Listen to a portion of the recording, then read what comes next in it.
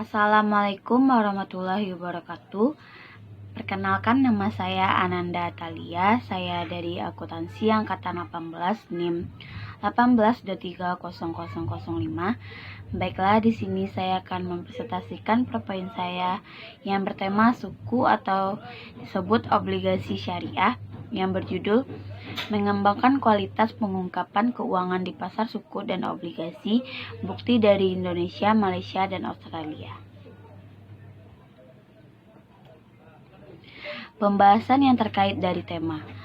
Penelitian ini menyelidiki hubungan antara kualitas pengungkapan keuangan yang disebut FDQ, risiko berbasis akuntansi, ABR, suku, dan obligasi pasar menggunakan 3 sampel dari negara yang berbeda, yaitu Indonesia dan Malaysia untuk peringkat suku dan Australia untuk peringkat obligasi.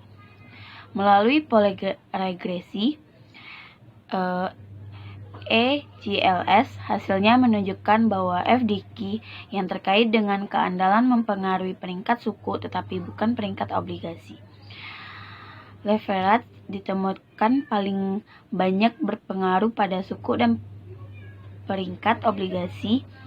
FDQ sampai batas tertentu ditemukan mempengaruhi hubungan antara ABR, yaitu pendapat operasional, leverage, dan ROI, dan peringkat suku dan obligasi membedakan antara suku dan penerbit obligasi. Objek penelitian: tinjauan pasar suku di Malaysia dan Indonesia dan pasar obligasi di Australia. Dalam penelitian ini, kami menyertakan 3 negara. Malaysia dan Indonesia mewakili pasar suku, dan Australia mewakili pasar obligasi sebagai negara pembanding dengan penjelasan sebagai berikut.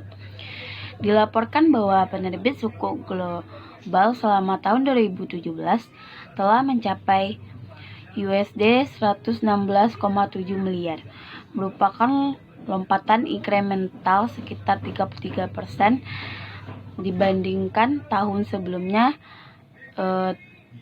Tahun 2016, penerbitan sebesar USD dolar 87,9 miliar.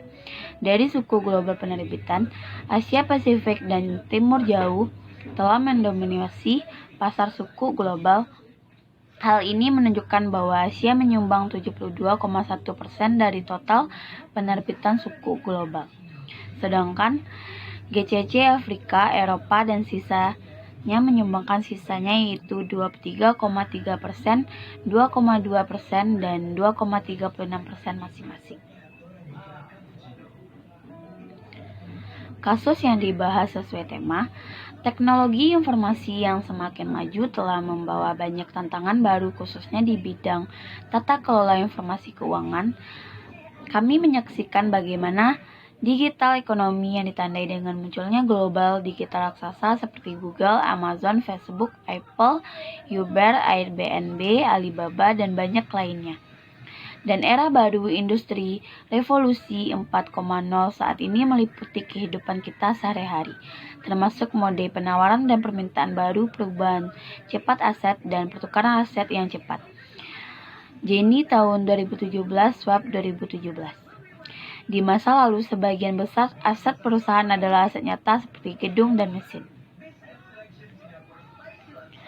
Analisis data.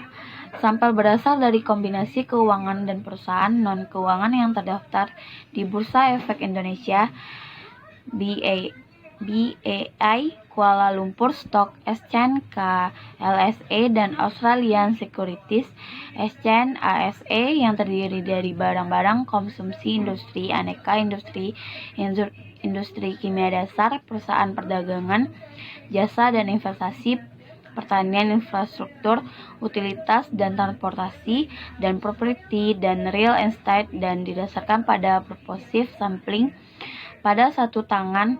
Variabel ABRS dan FDQ sebagai independen atau variabel moderating diukur menggunakan 14 tahun seri data keuangan mulai dari tahun 2013 hingga 2016 untuk mendapatkan 3 kelompok dari rentang 12 tahun untuk masing-masing, yaitu 2003, 2014, 2004, 2015, dan 2005, 2016. untuk diletakkan dan diubah melalui banyak cara menjadi ukuran akhir ABR diproyeksikan dalam 3 bentuk: average, beta, dan variance. Hasil dan penelitian. Kami sangat berterima kasih atas dukungan finansial dari Direktur Jenderal Pendidikan Islam, Kementerian Urusan Agama, Republik Indonesia di bawah International Dissemination for Islamic Scholar Awards IDIS Chow Program Beasiswa Peneliti Cuti tahun 2017, fasilitas dan aksesibilitas data dari College of Business, Universitas Victoria Melbourne, Australia, dan bantuan administrasi dari Universitas Islam Negeri UIN, Sunan Kalijaga, Yogyakarta, Indonesia. Baiklah, hanya ini yang dapat saya sampaikan. Apabila ada salah, tolong dimaafkan. Assalamualaikum warahmatullahi wabarakatuh.